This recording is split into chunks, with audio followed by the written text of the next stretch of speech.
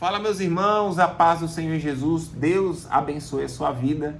Desde já, meus irmãos, deixa sua curtida, o seu comentário, compartilha esse vídeo e me ajuda aí na divulgação do canal. E hoje eu quero conversar com vocês sobre casamento, sobre processo da vida cristã e sobre ministério, né? Então, meus irmãos, a gente estava um pouco sumido, né? Eu e a Aline voltou para casa dela, vou encontrar com ela nesse sábado. E a gente tá correndo assim com as coisas do casamento, né? E aproveitamos que esse tempo de janeiro, até as redes sociais estão meio paradas, a gente estava se dedicando a correr atrás das coisas aí do casamento, sobre parte de cartório, decoração, enfim, padrinho, convidado. Então isso acaba pegando um tempo da gente aí e a gente tem priorizado a isso. E quero voltar hoje, assim, daqui por diante, voltar com conteúdo aí para vocês também. Então, assim, o casamento tá marcado, 5 de julho, tudo um pouco encaminhado aí, muita coisa, mas falta muita coisa a ser vista ainda. E orando a Deus para mandar provisão, porque, irmão, casamento não é barato não, viu? Mas Deus é fiel, vai dar certo. E já deu, né? Então é isso, na parte do casamento eu queria falar para vocês se tá tudo bem. Final de semana eu tô indo pra casa dela, vou lá fazer uns videozinhos com ela, de repente, para você estar tendo mais contato com ela também. E é isso, graças a Deus está tudo caminhando, graças a Deus. Só que eu queria falar hoje também, assim, de processo e ministério, que são algumas coisas que a gente precisa entender. E assim, nas redes sociais eu sigo muitos rapazes que renunciaram à homossexualidade, assim como eu também um dia, está entrando no processo da vida cristã. Só que eu vejo algumas coisas que estão acontecendo de alguns, de repente, não dá conta, cresceu, mas resolveu voltar atrás, traz escândalo, às vezes pode desestimular outros, e isso acaba trazendo, infelizmente, para a igreja um mau testemunho e entristece o nosso coração. Eu fico muito triste quando eu olho aqueles que um dia até então se converteram, voltaram atrás. E eu me entristeço muito nas redes sociais quando eu vejo rapazes aí que estão querendo transicionar, rapazes que um rapaz boa pinta, né? E de repente está desconstruindo todo o seu corpo para ficar feminino e muitas vezes traz grandes sequelas, enfim, eu fico muito triste. E é isso que eu queria falar com vocês hoje sobre o processo, porque assim, o apóstolo Paulo, ali na carta aos Hebreus, de capítulo 5 e 1 Coríntios, capítulo 3, o apóstolo Paulo fala sobre os neófitos, sobre os novos na fé, os bebês na fé. E aí, ele fala que o novo na fé tem que se alimentar do leite, que é o quê? Que simboliza a palavra de Deus, que é alimento, né, para a nossa alma. Ele faz uma divisão sobre o alimento sólido e sobre o leite, que é a palavra. Então, o leite eu diria que é o discipulado, que é a pessoa começar a compreender os pilares da vida cristã, né? Da palavra, do entendimento, da questão do arrependimento, do nascer de novo, ser uma nova criatura, da questão da santidade, né? Hebreus 12:14, segue a paz com todos, mas sem santidade ninguém verá a Deus. E a santidade está em você ser separado para o uso exclusivo de Deus. E isso implica em várias áreas da vida da gente. Então, o que acontece? Muitos rapazes se converteram hoje, deixaram a homossexualidade. Isso pode dizer não só seres homossexuais, mas qualquer pessoa, mas eu quero enfatizar mais quem veio da homossexualidade nesse vídeo. Mal se converte, aquele fogo, aquela chama no peito de falar de Jesus, do amor de Jesus, e glória a Deus por isso, né? Só que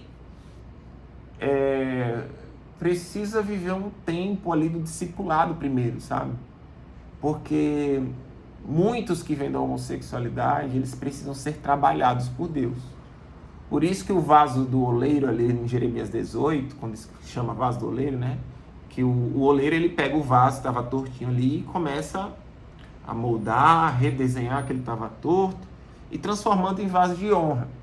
Então isso simboliza o velho homem, a nossa raiz adâmica, pecadora, e o novo vaso, a nossa nova pessoa em Cristo, né? Como nascer de novo, uma nova criatura. As coisas velhas se passaram, tudo se faz novo. Só que assim, o tudo se faz novo é um processo que é o processo da santidade. Então, o que acontece? Muitos dão testemunho, já sentem que tem um chamado, e glória a Deus, eu acredito que você tem que buscar mais isso, respeitando os processos, degraus. Nunca pule de um degrau para o outro, porque se você não está firmado na rocha, qualquer desequilíbrio você cai. Por isso que a palavra fala, orai e vigiai todo o tempo. Então, o que acontece? Esses rapazes, eles ainda precisam ser trabalhados por Deus. Por quê? Tá, fui homossexual, me converti, Deus falou comigo, prega nas redes sociais, ganha muitos seguidores. Isso gera alguns gatilhos de vaidade, porque a gente precisa ser trabalhado por Deus na vaidade, no orgulho, existe a soberba. E a maioria dos homossexuais que se convertem precisam ser trabalhados nessa área. Deus trabalhou comigo nessa área também. Então, se não trabalhar isso no discipulado e respeitando o tempo de Deus para subir no púlpito, por exemplo, para pregar a palavra, levar a palavra aos irmãos, essa pessoa pode levar imaturidade à igreja, né? Então, respeite o tempo do processo da caminhada. Porque quando você sobe num púlpito, você está no altar de Deus ali, pregando o evangelho, levando libertação na vida das pessoas. E quando você já quer fazer uma obra de uma forma precoce, quando Paulo faz uma divisão de alimento líquido e sólidos, claramente para quem é adulto, é que eu costumo dizer, o Espírito Santo é como uma mãe que segura um filho, ou um pai também, né, claro, que é o bebê que está dando ali já as caminhadas, os primeiros passos. E, então, quando a gente é bebê na fé, o Espírito Santo, ele transborda na gente de tal jeito que ele joga a gente na presença de Deus, que a gente ora com intensidade, a gente busca. Mas eu percebi que, relato de muitas pessoas, eu falo até do meu também, eu percebi que depois de uns 3 anos caminhando com o Senhor, as coisas ficaram um pouco mais difíceis, não era a mesma intensidade. E quando você já quer pregar e ser pastor, missionário, e quer estar no púlpito pregando a palavra, não pense você que você vai atacar o inferno e eles não vão revidar contra você. Então a nossa maior guerra é aqui, ó, que é onde Satanás vai te tentar na parte sexual, seja com homem ou com mulher. Ele vai tentar, vai te dar sonhos, vai colocar sentimentos, pensamentos, vai colocar pessoas na sua frente, vai colocar pessoas para tentar dar em cima de você de uma forma muito objetiva. E se ele não conseguir te alcançar com isso, te fazer cair, pecar, ele vai tentar a divisão, fofoca, contenda, divisão, disse, não me disse. E aonde existe muitos que caem nisso, né? Porque o disse, me disse, aí é onde gera muita fofoca. Então, e aí existe o terceiro ataque, que eu costumo dizer, que são as opressões, as guerras noturnas, os sonhos ruins, as opressões, os ataques na mente, onde você pensa um monte de coisa errada, perturbada, quase que um espírito de loucura, que vê um monte de pensamento esquisito na sua cabeça. E isso são opressões malignas, setas, dardos inflamados. Por isso que Efésios vai dizer que a nossa briga não é contra a carne, e sim contra principados e potestades do mal. Então, meus queridos, respeitem os processos da caminhada cristã. Se você veio da homossexualidade, fica um tempo no secreto com o Senhor. Caminha com pessoas que possam te aproximar na presença de Deus. Espera um tempo para você começar a falar da sua história, do seu testemunho, para que você fale com mais embasamento, com mais conhecimento. Cuidado com a vaidade, porque ganhar curtida é bom, elogio é bom nos comentários, ou como vê muito ataque. E às vezes você pode entrar numa de você só querer ganhar curtida, né? De você acabar às vezes falando até coisas que você ainda nem vive. E a palavra fala que devemos pregar aquilo que vivemos, né? Não faz sentido eu vir aqui falar para vocês que é pecado e é errado realmente consumir pornografia, e eu pregar isso e não viver isso no meu pessoal. Não faz sentido nenhum. Então, é algo que eu tenho me sentido incomodado, porque nas redes sociais eu vejo muitos nessa intensidade, só que muitos acabam não conseguindo permanecer, voltam atrás, traz um mau testemunho, traz escândalo, e a palavra fala que não, cuidado com aqueles que trariam os escândalos. E desmotiva muitos outros a acreditar que não existe mudança. Quando que a mudança é um processo, não é da noite para o dia que você vai abandonar muita coisa que você viveu na velha vida. Tudo bem que existem alguns acasos, porque, por exemplo, quando eu batizei nas águas, eu fui radical. Abandonei a pornografia naquele momento, até hoje, nunca mais eu vi, desde que me converti. Só que, como eu vivi, já faz 6 anos que eu estou na caminhada, irmãos, vai vir os momentos da peleja, da tribulação, da dor, da angústia, da aflição. E Deus permite que a gente entre nesse processo. Porque ali em Mateus 15, quando tem o primeiro milagre dos pães ali, e logo no outro capítulo, acho que o 16, não lembro muito bem, quando Pedro está sobre as águas e vê a tempestade ali, e Pedro caminhou, sobre as águas porque viu Jesus, até pensou que era um espírito, e Jesus chamou ele, e ele andou alguns passos, que isso simboliza a nossa fé, a nossa permanência.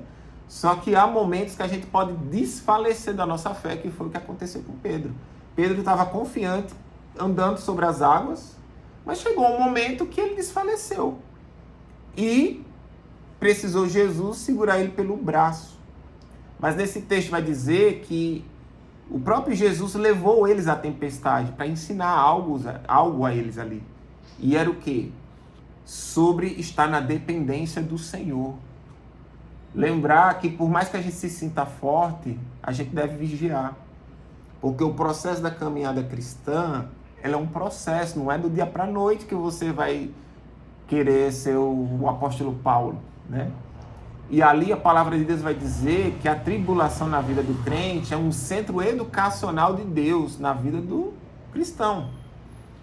Então, meus queridos, a caminhada da vida cristã, você precisa respeitar os processos, porque senão você não vai aguentar com as tribulações que você vai enfrentar. E as tribulações é para nos ensinar. Romanos 5 diz que a tribulação produz experiência, perseverança e esperança. A tribulação é para nos ensinar. Só que vai vir tanta luta, em lutas às vezes que Deus nem mandou você entrar, porque não era o momento, e você já saiu querendo pregar, testemunhar, enfim. Que às vezes a pessoa não vai dar conta, e vai desistir, ou às vezes voltar atrás. Não quero entrar aqui no debate que se foi ou não convertido, porque o apóstolo Paulo fala que se alguns que tiveram entre nós voltaram atrás, é porque nunca foi. Eu quero pontuar aqui o processo. Porque quando você é uma criança, um bebê na fé, você não pode entrar numa guerra de adultos. Como é que uma criança vai poder guerrear com um outro homem com a espada, por exemplo? Então, é isso que eu venho sentindo de conversar com vocês, de alertar vocês que vêm da homossexualidade. Busque um discipulador da sua igreja, seja acompanhado pelo seu pastor. Não ultrapasse processos, porque em vez de virar bênção, pode virar maldição. Eu vejo pessoas que às vezes nem têm 1 ano de convertido e não quero colocar Deus numa caixinha que Deus pode fazer. Alguém que foi homossexual já no primeiro ano acontecer de casar, pode acontecer, mas não é uma regra para todos. Muitos vícios, muitos conflitos, muitas rejeições precisam ser tratados antes do casamento. Porque a vida do casamento em si não é um processo fácil. Você vai lidar com uma outra mentalidade que viveu de uma forma diferente. Você está cheio de conflitos que se a outra pessoa não tiver a sabedoria de Deus e a paciência de Deus para lidar com os seus conflitos, vai gerar 2 conflitos dentro de casa. E como que 2 pessoas que precisam de ajuda sozinhas vão saber lidar um com o outro? E é aí que muitas vezes vem a separação, vem os escândalos, e isso acaba, infelizmente, envergonhando o Evangelho. Então, o que eu posso dizer para vocês? Respeite o processo da vida de vocês.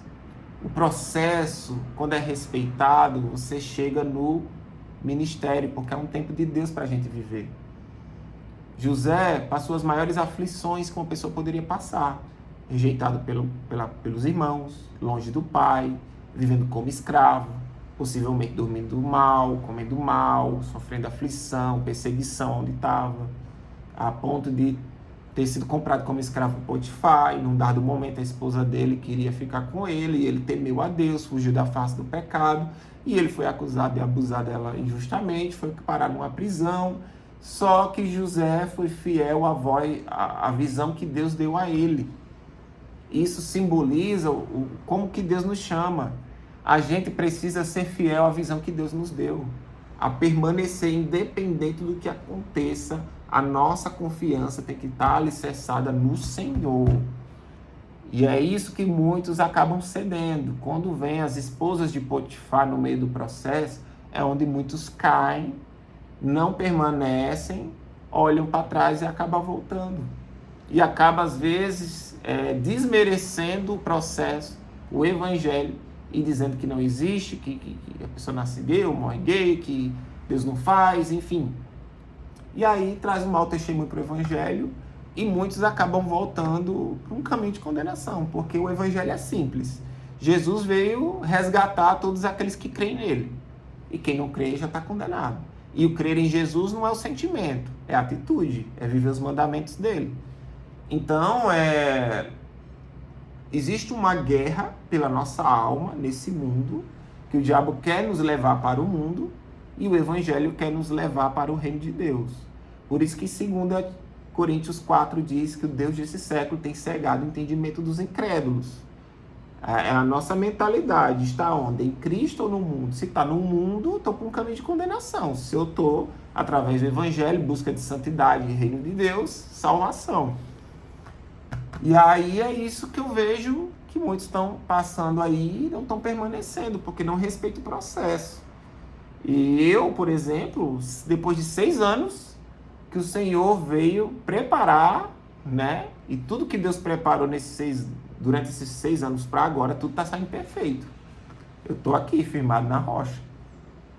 Então, nesses 6 anos, Deus trabalhou muita coisa em mim para poder me preparar para o casamento. Para que no casamento, o meu casamento não seja maldição, seja uma bênção. Entendeu? E casamento dos dois lados envolve sacrifício. Às vezes abrir muito mão de mim mesmo para fazer minha esposa feliz e vice-versa.